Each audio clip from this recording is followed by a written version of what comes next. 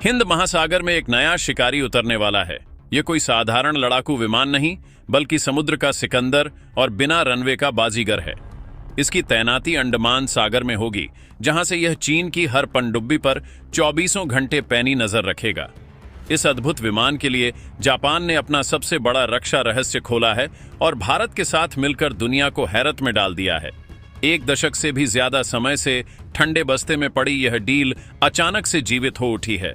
भारत की इस रणनीतिक चाल ने चीन और अमेरिका दोनों को अचंभित कर दिया है। यह मेक इन इंडिया का एक महामास्टर स्ट्रोक है, जिसके तहत भारत अब दुनिया के सबसे खतरनाक समुद्री जहाज बनाने जा रहा है। यह समुद्री बाज, जिसे उड़ने के लिए जमीन की जरूरत नहीं, तूफानी लहरों पर भी उतरकर दुश्मन के दिल में दहशत पैदा कर सकता है। जापान की तिजोरियों में बंद यह तकनीक, जिसे पाने के लिए दुनिया तरसती है, अब मेक इन इंडिया की ताकत से भारत में बनने जा रही है। यह सिर्फ एक जहाज नहीं, बल्कि हिंद महासागर में भारत का वह अदृश्य किला है, जो चीन के हर जहाज और पनडुब्बी को उनकी सीमा में रहने का संकेत देगा। अंडमान निकोबार से उड़ान भरकर यह समुद्री बाज मलक्का जलड मरुमध्य से लेकर अफ्रीका के तट तक चीन की हर हरकत को कैद करेगा। इस एक समझौते ने न सिर्फ जापान के साथ भारत के संबंधों को फौलाद की तरह मजबूत किया है, बल्कि अमेरिका को भी यह सोचने पर मजबूर कर दिया है कि हिंद महासागर का असली शहंशाह कौन है। यह कहानी है शिन्वा US-2 उभयचर विमान की। आसान शब्दों में समझें तो यह एक ऐसा दैत्य है जो जमीन, आसमान और समुद्र तीनों पर राज करता है। यह विशालकाय विमान एक लड़ाकू जहाज की तरह हवा में उड़ता है, लेकिन इसे उतरने के लिए किसी हवाई अड्डे या रनवे की आवश्यकता नहीं होती। यह सीधे हिंद महासागर की उफनती लहरों पर ऐसे उतर सकता है जैसे कोई बाज अपने शिकार पर झपटता है। यह विमान 3 मीटर लगभग 10 फीट तक ऊंची समुद्री लहरों पर भी उतर और उड़ान भर सकता है। इसके अंदर 4 Rolls Royce A2100 JB prop engine लगे हैं, जो इसे 4700 किलोमीटर की जबरदस्त दूरी तय करने की क्षमता देते हैं। एक बार अंडमान से उड़ान भरने के बाद यह पूरे बंगाल की खाड़ी और दक्षिण चीन सागर के बड़े हिस्से तक बिना रुके गश्त लगा सकता है। इसकी गति 480 किलोमीटर प्रति घंटा है, जो इसे किसी भी आपात स्थिति में तेजी से पहुंचने की शक्ति देती है। लेकिन इसकी असली शक्ति इसकी बाउंड्री लेयर कंट्रोल, सीमा परत नियंत्रण तकनीक है। यह जापान का वह गुप्त हथियार है जो इस विमान को बेहद कम गति और छोटी सी जगह में भी उड़ान भरने और उतरने की अकल्पनीय क्षमता देता है। यह केवल एक निगरानी विमान नहीं, बल्कि एक बहुभूमिका वाला योद्धा है। जरूरत पड़ने पर यह 15 टन पानी लेकर आग बुझा सकता है, दूर दराज के द्वीपों तक सेना और रसद पहुंचा सकता है, और सबसे खतरनाक, दुश्मन की पनडुब्बियों पर नजर रखने के लिए एक शांत शिकारी बन सकता है। जापान अपनी समुद्री सीमाओं की रक्षा के लिए ऐसे 14 विमानों का उपयोग करता है, और अब यही तकनीक और शक्ति भारत के हाथों में आने वाली है, जो हिंद महासागर में शक्ति का संतुलन हमेशा के लिए बदलने जा रही है। लेकिन सवाल यह है कि अगर यह विमान इतना ही चमत्कारी है, तो इसे भारत तक पहुंचने में 13 साल क्यों लगे? इस सौदे के पीछे एक थ्रिलर कहानी छिपी है, जिसमें दोस्ती, राजनीति, बजट की तंगी और रणनीतिक खींचतान सब कुछ शामिल है। इसकी शुरुआत 2010 के दशक में हुई, जब भारतीय नौसेना ने खोज और बचाव अभियानों के लिए 12 से 18 उभयचर विमानों की जरूरत बताई। तब इस सौदे की कीमत लगभग $1.65 अरब आंकी गई थी। 2011 में बातचीत शुरू हुई और 2014 में प्रधानमंत्री नरेंद्र मोदी के जापान दौरे के बाद इस डील ने रफ्तार पकड़ी। यह वह समय था जब जापान के प्रधानमंत्री शिंजो आबे ने दूसरे विश्व युद्ध के बाद पहली बार अपने देश के हथियारों के निर्यात पर लगा प्रतिबंध हटाया था, और शिन्वा US-2 जापान का पहला बड़ा रक्षा सौदा बनने वाला था। यह सिर्फ एक विमान का सौदा नहीं, बल्कि भारत और जापान की दोस्ती का एक प्रतीक था, जो चीन की दादागिरी के खिलाफ एक मजबूत दीवार खड़ी कर रहा था। यहां तक कि लागत को 25% तक कम करने और प्रधानमंत्री मोदी के मेक इन इंडिया मिशन को ताकत देने के लिए भारत में ही इसके स्थानीय संयोजन की योजना बनाई गई। शिन्वा कंपनी ने महिंद्रा डिफेंस जैसी भारतीय कंपनियों के साथ मिलकर भारत को इस विमान का वैश्विक निर्यात केंद्र बनाने का सपना भी दिखाया। सब कुछ सही जा रहा था, लेकिन फिर कहानी में एक मोड़ आया। 2014 से 2017 तक भारत के रक्षा मंत्री रहे मनोहर पर्रिकर के समय यह डील ठंडे बस्ते में चली गई। पर्रिकर ने इस सौदे को यह कहते हुए टाल दिया कि इसकी उपयोगिता केवल खोज और बचाव तक सीमित है। उनका तर्क था कि भारत के पास पहले से ही बोइंग P-8I पोसाइडन जैसे अत्याधुनिक विमान हैं जो पनडुब्बी रोधी युद्ध और निगरानी के लिए कहीं ज्यादा बेहतर हैं।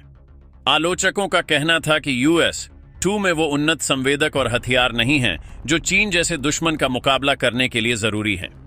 ऊपर से इसकी लगभग 1.3 से 1.65 अरब डॉलर की भारी भरकम कीमत भारत के रक्षा बजट पर एक बोझ थी, जिसे पनडुब्बियों और लड़ाकू विमानों जैसी ज्यादा जरूरी चीजों पर खर्च किया जाना था। कीमत और प्रौद्योगिकी हस्तांतरण पर भी जापान पूरी तरह से सहमत नहीं था। 2021 आते आते यह सौदा लगभग खत्म हो चुका था और भारतीय नौसेना ने भी अपना ध्यान घरेलू प्लेटफॉर्मों पर लगा दिया था। दुनिया को लगा कि यह अध्याय अब हमेशा के लिए बंद हो गया है, लेकिन वे यह नहीं जानते थे कि पर्दे के पीछे एक बड़ी तस्वीर तैयार हो रही थी। और फिर आया साल 2025, जिसने इस मृत डील में एक नई जान फूंक दी। पिछले कुछ सालों में गंगा और फुजियामा में बहुत पानी बह चुका था। भारत जापान के रिश्ते अब केवल दोस्ती तक सीमित नहीं थे, बल्कि एक ऐसी फौलादी रणनीतिक साझेदारी में बदल चुके थे जिसकी धुरी थी हिंद प्रशांत क्षेत्र में चीन की बढ़ती आक्रामकता को रोकना। क्वाड जैसे मंच ने दोनों देशों को और करीब ला दिया था। अगस्त 2025 में प्रधानमंत्री मोदी के टोक्यो दौरे ने इस रिश्ते को एक नई ऊंचाई दी।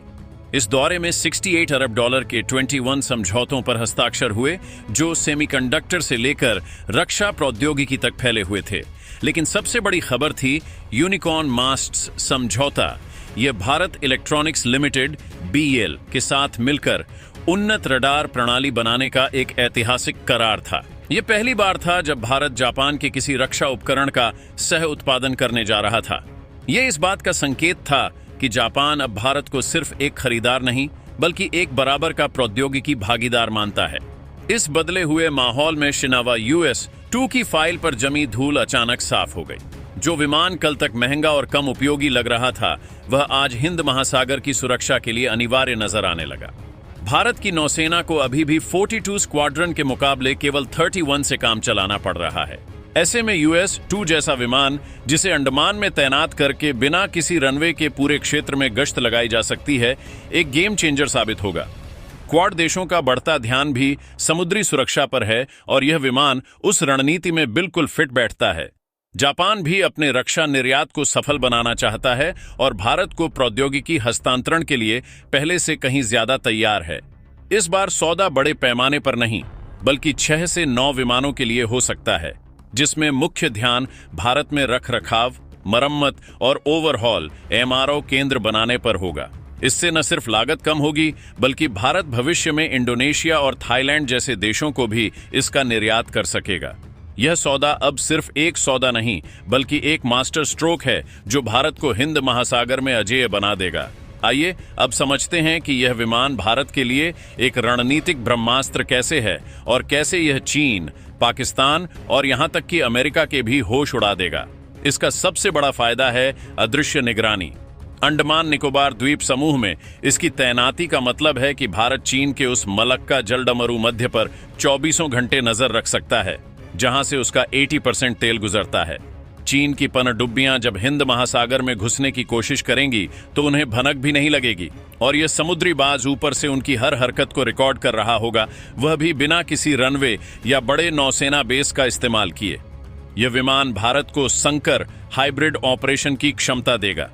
आज यह एक निगरानी विमान है, लेकिन कल रक्षा अनुसंधान और विकास संगठन DRDO और जापानी वैज्ञानिक मिलकर इसमें पनडुब्बी रोधी युद्ध ASW, संवेदक और हथियार लगा सकते हैं, और तब यह एक किलर प्लेन बन जाएगा जो दुश्मन की पनडुब्बियों को समुद्र की गहराइयों में दफन कर देगा। मेक इन इंडिया के तहत महिंद्रा डिफेंस के साथ इसका उत्पादन भारत को एक झटके में उस अभिजात क्लब में शामिल कर देगा जिनके पास उभयचर विमान बनाने की तकनीक है। भारत सिर्फ अपनी जरूरतें ही पूरी नहीं करेगा, बल्कि आसियान देशों को इसका निर्यात करके चीन के सामने एक नया रक्षा निर्यातक बनकर उभरेगा। यह अमेरिका को भी एक साफ संकेत है कि भारत अपनी समुद्री सुरक्षा के लिए सिर्फ अमेरिकी P-8I विमानों पर निर्भर नहीं रहेगा, बल्कि अब उसके पास जापानी तकनीक से बना अपना खुद का उभयचर बेड़ा होगा। क्वाड की रणनीति में भी यह एक तुरुप का इक्का साबित होगा। भारत संयुक्त अभ्यासों में इस विमान को साझा कर सकता है, जिससे यह जापान, अमेरिका और ऑस्ट्रेलिया के लिए भी एक अनिवार्य संपत्ति बन जाएगा। इसे आपदा राहत और मानवीय मिशनों की आड़ में तैनात किया जा सकता है, लेकिन इसका असली काम एक रणनीतिक जासूस का होगा जो दुश्मन की हर समुद्री चाल पर नजर रखेगा।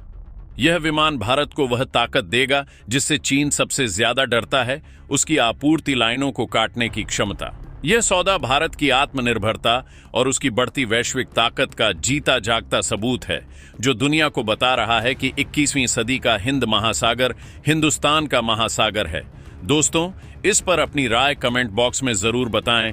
इसी तरह की और भी नॉलेजेबल वीडियो देखने के लिए हमारे चैनल TND न्यूज को सब्सक्राइब जरूर कीजिएगा। धन्यवाद।